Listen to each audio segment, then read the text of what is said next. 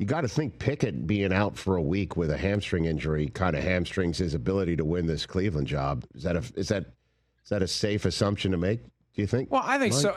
Rich, to quote Juju Smith-Schuster, the Browns is the Browns. And it's almost like they're trying to do the dumbest things they can do.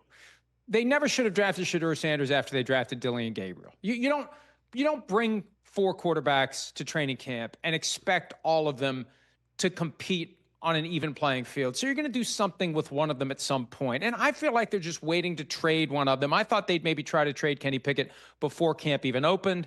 Now he's injured, and it gives the younger guys more reps and more opportunities so the Browns can begin to figure out what they are going to be and what they could be as players in the NFL. And hovering over all of this is the fact that they have the Jaguars first-round pick next year, and if the Browns are bad this year, it'll be a high first-round pick of their own, and they're going to be in position to try to draft somebody next year. If Arch Manning comes out, Colin Cowherd has already beaten that drum of possibility of Arch Manning and Nick Saban in Cleveland. So, when with the Browns, I put nothing past owner Jimmy Haslam. He gets what he wants, and the people who work for him do what he wants. So I think it will help the other guys, and it will hurt Kenny Pickett, and it may increase the likelihood that he'll be the first man out at some point. Not in November.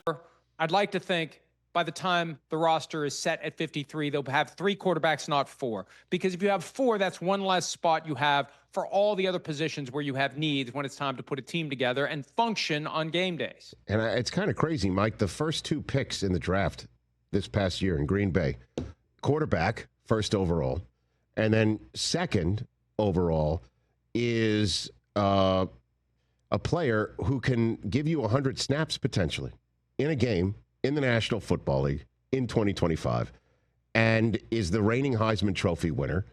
And we don't hear anything about Cam Ward or Travis Hunter nationally. Is that because they're in the AFC South, in the sleepy football hamlets of Nashville and Jacksonville, right? Is that what it is? Because otherwise, I mean, this is Cam Ward, and if Travis Hunter plays both sides of the football week 1, right, and Cam Ward is starting week 1, normally that's the sort of stuff that would be all over the place, if you think about it. You're absolutely right. And look, Cam Ward has the potential to be special. You watch some of his film, you watch him throw him the football, that ball comes out fast and it zips. And when he did rookie minicamp, all of his new receivers, and they drafted more than a few of them, their comments were like, man, this ball comes out different. When you see things like that, that's an indication that this quarterback is an eye-opener. This guy is different. This guy is unlike anything these players have ever seen in their lives, and they have to adjust their habit of catching the ball to the fact that this ball is coming in hotter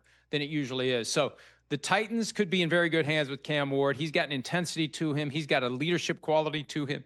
He's got a commitment to the game that mirrors some of the all-time greats already. Now, how he plays when it's time to go out and play, let's see. But I think there's potential there for Cam Ward to be great. And with Travis Hunter, we've never seen anything like it. And yes, it's the Jaguars, and the Jaguars are easily ignored. And it's all going to come down to, are they successful? New coach, new GM, a lot of new with the Jaguars, and we'll see.